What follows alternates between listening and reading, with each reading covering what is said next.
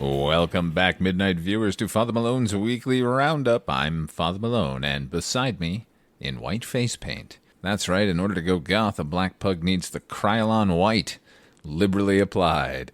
This tiny goth sitting next to me is Ripley. Say hi to the folks, Rip. That's the great thing about that song. It'll never not be true. Bela Lugosi is dead.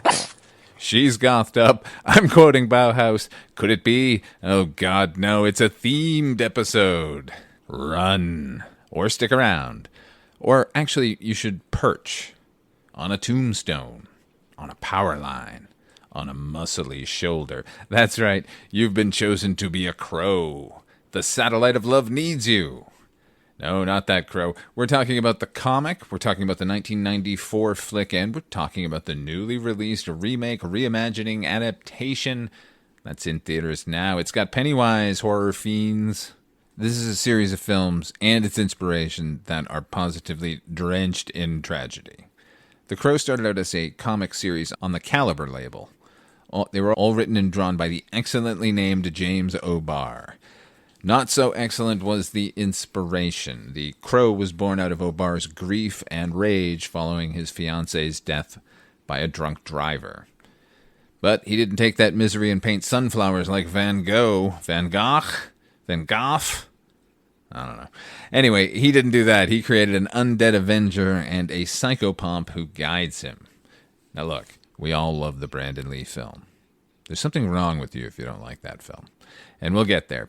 But as a comic book reader, let's take a look at the source material.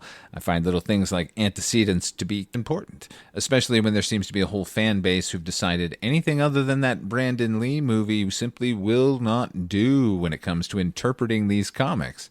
And we're going to get there too. The comic was a 4-issue series, came out in 1989, and it is about an auto mechanic, not a musician, named Eric, no last name. He returns from the dead a year later, we're told, and he immediately sets out hunting down criminals, pumping them for information, and then dispatching them in brutal and not really outlandish at all ways. It's the plot of every iteration of The Crow, even in the movies and in the comic books. But the differences between the 94 film and the first comic series are wild. The plot's the same, it's Detroit, the villains are the same, although they've swapped Top Dollar and T-Bird in the film. But these are street thugs. They are barely above a gang. There's nothing grand going on in here. There's no plot to evict tenants that make Eric and Shelley a target. There's no club where they don't have to take you away. No, they don't have to take you away. Albrecht is 2 cops. Sarah, the little girl who narrates the film, she's in 1 scene in the comic. You know how a movie is usually like a stripped-to-the-bone version of a novel? The comic is like a stripped-to-the-bone version of the movie. And it's told in this maddening flashback structure where it isn't revealed until the end that Eric and Shelley's car breaks down and they're happened upon by T-Bird's gang. It's all totally random. Also, the Crow in the comic is not the source of his power. It's nothing but a guide. It, in fact, speaks to him, something none of the films have ever attempted, which is weird because every film ends up employing a narrator or some sort of audience proxy so we can find our way through that universe. If only the original comic had a solution to that. But which character in The Crow could be counted on for that sort of thing? Oh, yeah, and in the comic, The Crow, like I said, he can talk to Eric, and he's kind of a dick. He's constantly chiding him that he's wasting time with his memories of Shelley. Oh, it's a fun relationship. And, at the end, there's no fanciful supernatural twist when it comes to dispatching T-Bird. Eric doesn't pour the pain that Shelley endured for 36 hours in intensive care into the villain. In the book, Shelley dies on the scene, and it's Eric who clings to life before dying and joining her. Here, the finale is T-Bird crashes his car trying to elude Eric, and then Eric walks up with a hammer and bashes his skull in. It's that kind of comic. It is a less nuanced Punisher. If I'm being totally honest about the comic books, it's the later stuff that I found interesting. That's when the Crow would assume many different forms. It's not just Eric, it's different figures through history. Like there's a cowboy who is resurrected after 100 years to settle up with the descendants of his murderers. That one's actually my favorite. But the entire series is hamstrung by its premise because it's always revenge. It's always the Crow leads somebody back to murder the people who murdered him, basically. Though I will say, O'Barr became a lot more adept with his artwork as the comic continued. I loved how grubby the first run of it was when I read it, but I'm glad he's improved. It is an angry book, and I hope it helped Mr. O'Barr exercise some of his demons. Me, I loved those books. As did cyberpunk author John Shirley and producer Jeff Most, who were the ones who wrote the initial drafts of the script for The Crow together, though only Shirley is credited due to a WGA rule against producers taking a credit. That's a pre-1995 rule. No producer can take a writing credit. Weird. Their script would be rewritten by splatterpunk author David Scow, who brought the supernatural more to the forefront and sharpened a lot of the dialogue. And that pretty much brings us to 1994, starring Brandon Lee, The Crow. People once believed that when a soul can't rest, a crow can carry it back from the dead to seek justice and put the wrong. Brandon Lee. I love you. The Crow, rated R. Now, the name that screams to mind when talking about The Crow is Brandon Lee, which is only appropriate. His death was a preventable tragedy that seems somehow to keep happening. Nevertheless, this is his film. But I would argue there are a couple of other names you ought to be considering. Alex Proyas, Alex McDowell, Ariane Phillips, and Jolene Cherry. Because those four, look, a lot of other people worked on the movie, no film is made in a vacuum, but those four are responsible not only for your continued love of The Crow, but I dare say that the current state of goth culture begins with these four. I know Lydia Dietz and Tim Burton are obviously huge accomplices in the subcultural explosion, but Alex Proyas, the director, Alex McDowell, the production designer, Ariane Phillips, costume designer, and Jolene Cherry, the music supervisor, these four, those sets, those models, those outfits, that look, those sounds. Proyas turns this film into a comic book in ways the comic book couldn't. Detroit in The Crow is a dream world. It's burned out architecture, burning architecture. Every street is wet, every shadow is heavy, everything is big, outsized, the crimes, the criminals. Oh, and such criminals. I knew I was going to like this movie once a Caesar-cutted, cigar-chomping David Patrick Kelly showed up, but I knew I was going to love the movie when Michael Wincott in a Crystal Gale wig arrived. Good Lord. They say your hero is only as good as your villains. Our hero ought to be fucking awesome. And he is. In the comic, Eric is just unable to die. He has no special skill beyond that. Eric Draven is a martial arts zombie, and watching Brandon Lee decimate rooms full of goons is breathtaking. Brandon Lee jumping from rooftop to rooftop is breathtaking. Hell, Brandon Lee laying in a dumpster in the rain is breathtaking. It's a goddamn shame. But, goddammit, the performance and this film continue to live on. In 1994, when this movie came out, I was living in Los Angeles. I saw it opening night in Westwood, California at the Mann National. They tore that theater down in 2008, which is a drag. It was a massive one screen with 1,100 seats. Beautiful. I saw Bram Stoker's Dracula there, opening day, first show. Anyway, I'm waiting in the queue, and there's a protester moving down the line of moviegoers, handing out flyers, telling us how horrible we were for supporting the murderers of Brandon Lee. And I said to the guy, I've seen interviews with Brandon Lee about this film, and he was fucking stoked. And you'd prefer no one ever to see it? This film he literally died making, this testament. I shouldn't go in there and honor him. He just moved away. I wonder sometimes if that was the right thing to say, or if I was complicit in supporting an industry that is too cavalier with its workers' safety. I don't know. My other brush with The Crow involved the soundtrack. I'm not talking about that phenomenal fucking mixtape that became everyone's soundtrack the summer of 1994. No, I'm talking about the score by Graham Revell. My friend Ramon was a sound engineer, and it was his job to burn the final master for the CD score for the film. It came in these chlorophyll discs, these CDs that were all green from chlorophyll, and you got to watch the laser burn it in. It was amazing, actually. In order to do this mastering, whatever the hell they were doing, you'd have to actually sit and listen to the tracks in real time. He invited me to go listen, and goddamn, what an experience. That score has some high melodrama in spots, but the Middle Eastern strings and percussion are sweet, and the darker portions of it are pretty remarkable. Speaking of remarkable, I mentioned the cast. There's a lot of great performances here, but I'm going to mention him again. David Patrick Kelly. He plays T-Bird in the movie. I'm talking about him again because there are simply not enough performances by this man. Here he is in the film. What? What are you talking about? No. You mean that place downtown? Yeah, I remember her. We needed to put some fear into that little lady. She wasn't going along with our tenant relocation program. Their idiot boyfriend shows up and turns a simple sweep and clear into a total clusterfuck. Who gives a shit? It's ancient history. What? What do you want? What is it? What? Speak to me. Speak! Though keen-eyed viewers will recognize him from The Warriors. Warriors, come on to play! How about Commando? Remember, Sally, when I promised to kill you last? That's right, Major. You did. I lied. He's also my favorite part of Twin Peaks and Twin Peaks The Return. Go get your own clip. Anyway, I just wanted to say David Patrick Kelly is awesome. I also wanted to remind you that your kids are all goths because of The Crow. Those are two different thoughts, but they're both true. Are you ready to move on? Oh, fuck. Yeah, that's right. The other thing I wanted to mention was the model work in The Crow. It is practical, and it is spectacular. There is an entire car chase in this film that I'll say is, 85% models. It's amazing. Less so are all the dodgy composite shots. I'm not even talking about the wildly sketchy and wildly unnecessary shots of Brandon Lee that they've inserted into the loft scene when he's returning from the opening. I'm talking about all the fire effects on Devil's Night. Oh, man. I'm talking about that horrible shot of Skank falling out of the club. I'd say they didn't age well, but I was there, and I saw them on the big screen, and they were unacceptable then. But everything else was so goddamn cool that you didn't care.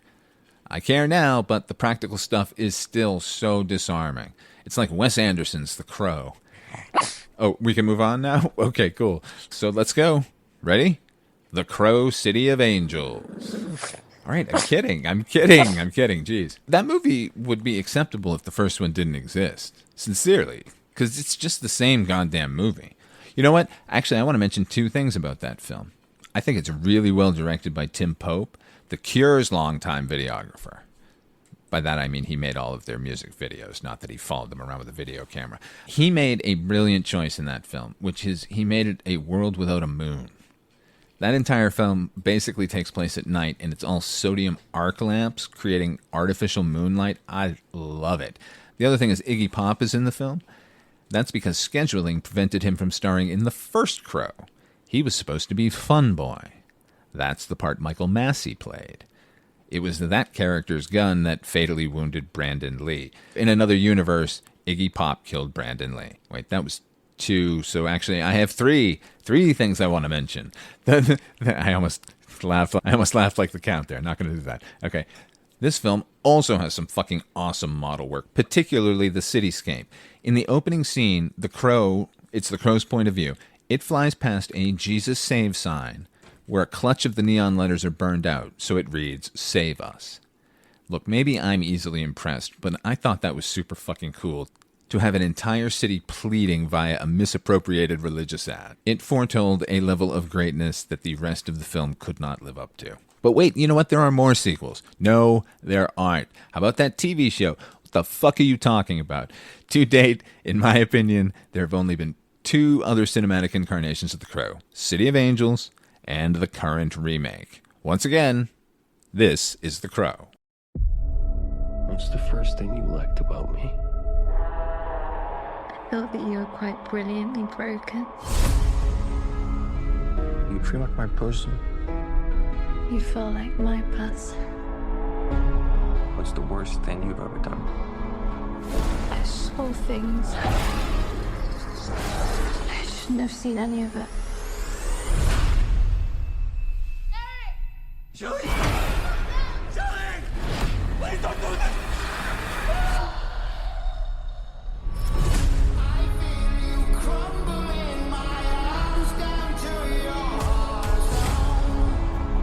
When someone dies, a crow carries their soul to the land of the dead. But sometimes something so bad happens that the soul cannot rest. until you put the wrong things right. You were given the power of a god. But you're running out of time to save her. I'm gonna kill every single one of them. And killed you. Yeah, we did. We have a problem. He came for us.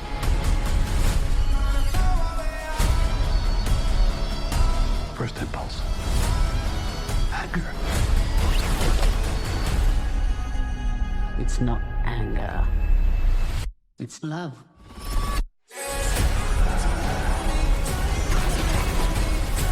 Look at what you've become. You know that love promises only pain.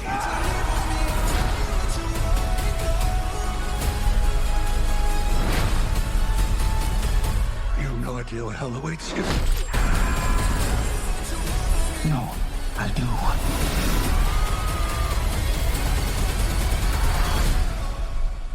How many people have you loved? I'll never be alone.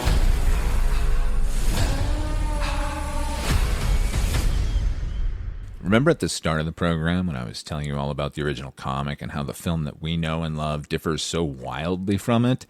It's not as severe as the differences between The Thing from Another World and Who Goes There, the short story that it's based on. And I'm not saying that this Crow remake is an analog for John Carpenter's The Thing as far as quality. I bring the whole thing up because I'm actually talking about fan bases. Maybe I should just check out from social media because fans of The Crow seem to be acting just like the Mad Max fan base, just like the Star Wars fan base, just like well, no one's as horrible as the Snyder fan base. So at least there's a hierarchy to all this awful. To see Crow fans so vocally derisive of something they haven't seen when there's a Crow movie out there starring Edward Furlong is very disappointing. And as far as remakes go, this movie might not be the thing, but I thoroughly enjoyed it. There are lots of problems, but then there's also a lot to recommend it. First and foremost being the relationship between Eric and Shelley.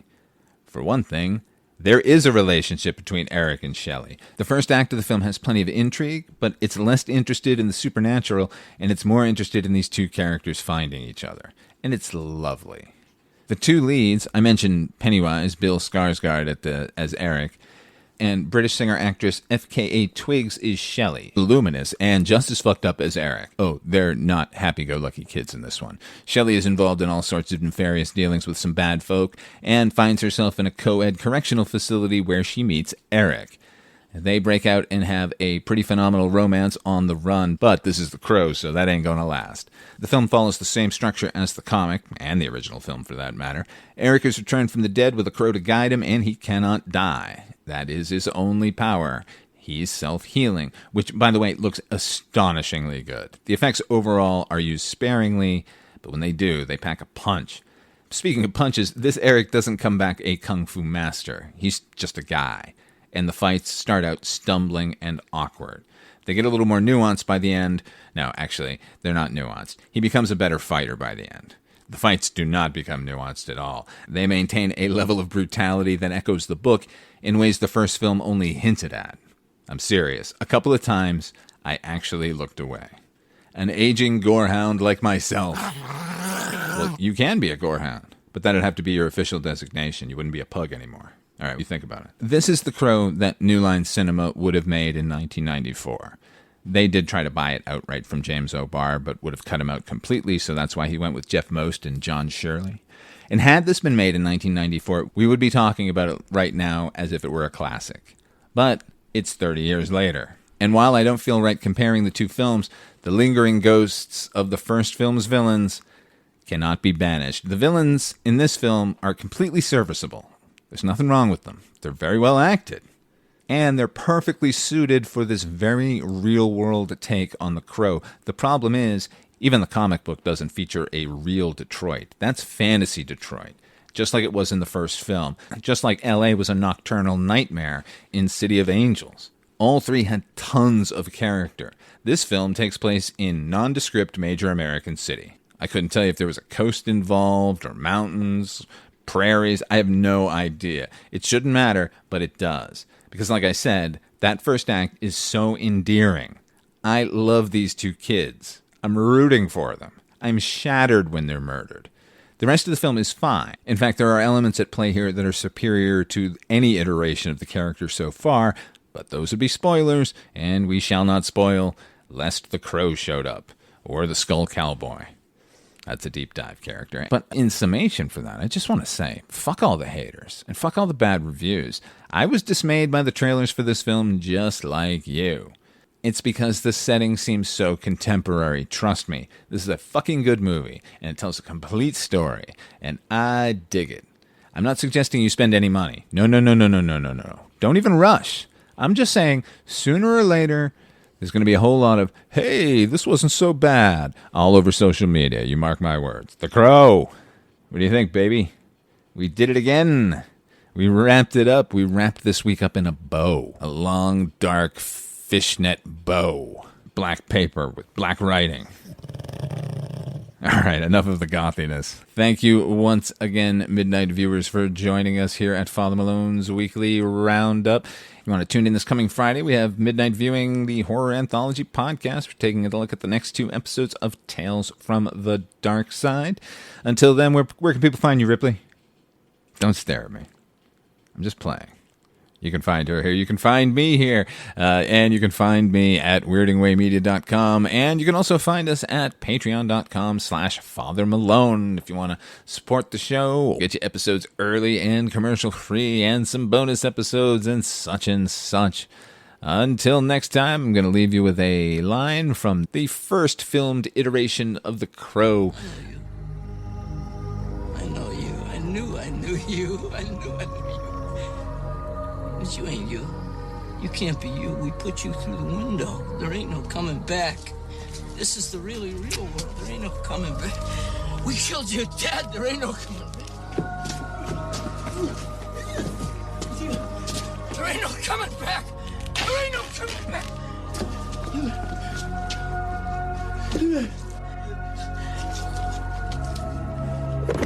A bastard devil stood and felt how awful goodness is. And felt how awful goodness is.